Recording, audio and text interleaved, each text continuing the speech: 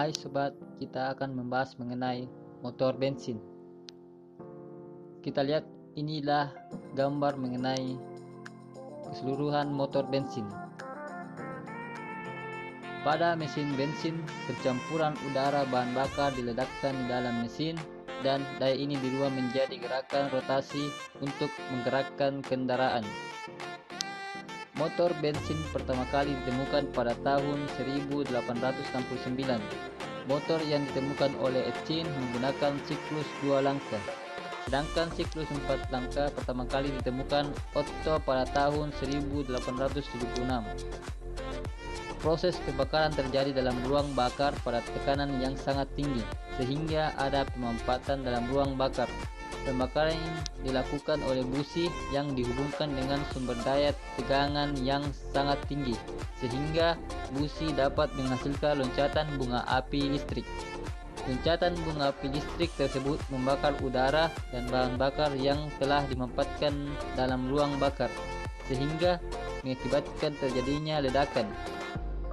Ledakan tersebut mendorong piston dari titik mati atas atau biasa disebut dengan TMA untuk bergerak menuju titik mati bawah, sehingga mengakibatkan poros engkol berputar yang berupa gerak lurus piston dan gerak putar poros engkol melalui batang penghubung yang menghasilkan sebuah daya kerja. Ini adalah prinsip kerja motor 4 langkah. 1. Langkah hisap. Piston bergerak dari tem A ke tem B. Katup hisap terbuka menghisap campuran bahan bakar. Langkah kompresi. Piston bergerak dari tem B ke tem A. Kemudian kedua katup tertutup, campuran bahan bakar dan udara dimampatkan. 3. Langkah usaha. Ada loncatan bunga api pada akhir langkah kompresi dan terjadi pembakaran. Piston bergerak dari tem A ke tem B. 4. Langkah buang. Piston bergerak dari tem B ke tem A, katup buang terbuka, piston mendorong gas bekas sisa pembakaran keluar. Kemudian ada proses kerja motor 2 langkah. Langkah usaha. 1. Piston bergerak dari tem B menuju tem A. 2. Saluran udara masuk ke silinder tertutup dan dilanjutkan kompresi. 3. Saluran intake pada ruang engkol terbuka, campuran bahan bakar dan udara masuk ke ruang engkol. Langkah buang. 1. Piston bergerak dari tem A menuju tem B. 2. Api busi menyala beberapa derajat sebelum piston mencapai tem A. 3. Panas gas hasil pembakaran mendorong piston menuju tem B sampai saluran buang terbuka dan gas bekas keluar. Komponen motor bensin ada kepala silinder, blok silinder, piston, poros engkol, flywheel, mekanisme katup, drive belt, oil pan. Kemudian kepala silinder dan blok silinder. Pertama itu kepala silinder. Part-part yang membentuk ruang pembakaran dengan piston turun ke dasar kepala silinder. Blok silinder. Part-part yang membentuk bangunan kerangka mesin untuk mengoperasikan mesin dengan lembut menggunakan beberapa silinder. Kita lihat ini ada gambar. Nomor 1 menunjukkan kepala silinder. Nomor 2 menunjukkan gasket. Nomor 3 menunjukkan blok silinder. Ini adalah gambar firing order.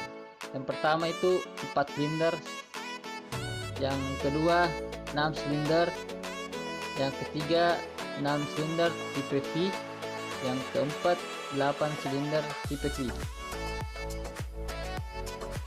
Piston. Kita lihat ada gambar yang menunjukkan posisi piston. Fungsi piston sendiri adalah menerima tekanan gas hasil pembakaran kemudian diteruskan ke crankshaft melalui connecting rod. Piston clearance berfungsi untuk mencegah matinya piston saat beroperasi sebagai koreksi dan meningkatkan kemampuan mesin. Ring piston.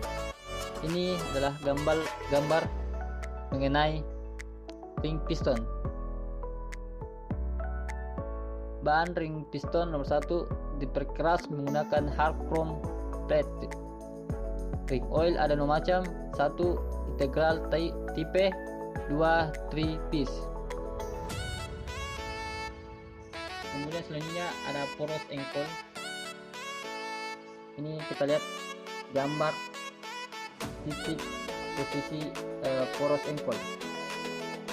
Fungsi dari poros engkol itu merubah gerak turun naik piston menjadi gerak putar. Flywheel,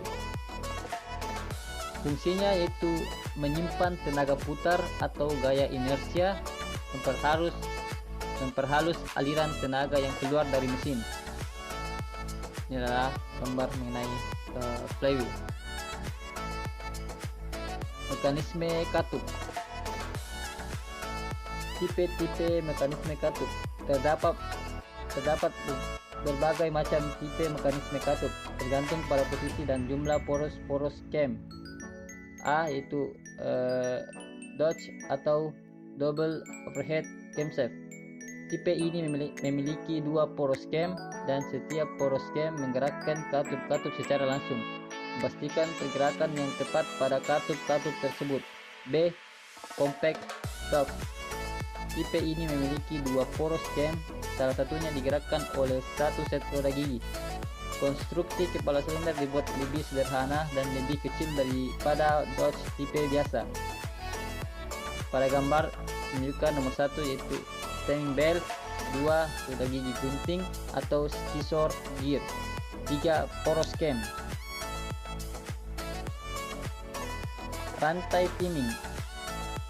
Rantai ini mengirimkan pergerakan rotasi poros engkol ke poros cam. Kita lihat gambar nomor 1 menunjukkan rantai timing, 2 sprocket poros cam, 3 sprocket poros engkol. Sistem VVTi atau Variable Valve Timing Intelligence. Sistem VVTi menggunakan komputer untuk secara optimal mengontrol waktu pembukaan dan penutupan katup hisap sesuai dengan kondisi mesin.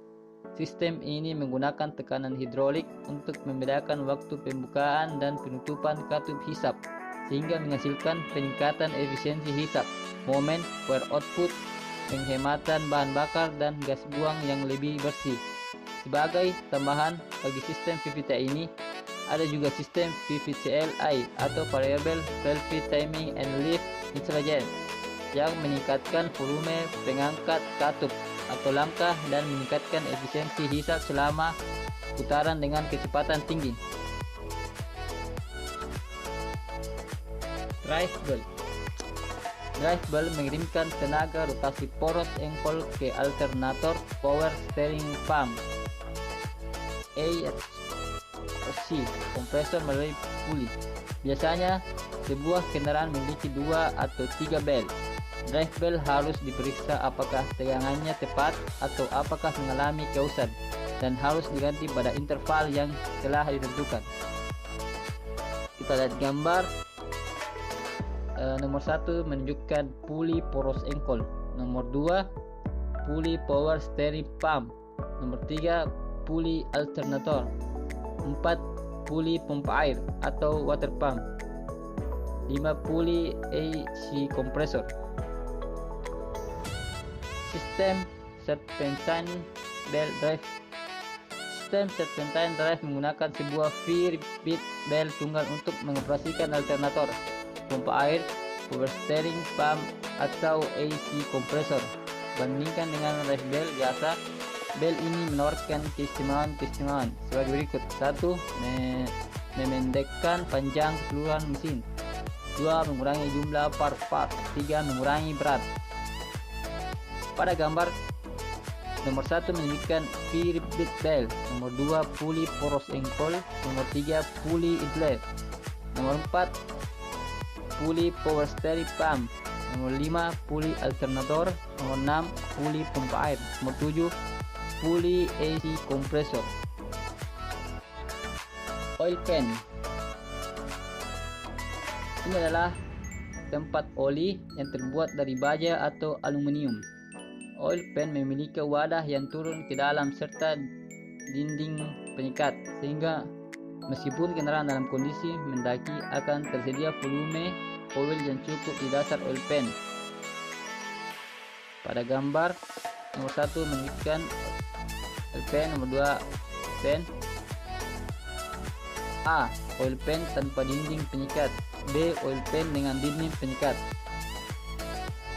Sekian, terima kasih. Ini adalah kita telah selesai membahas mengenai motor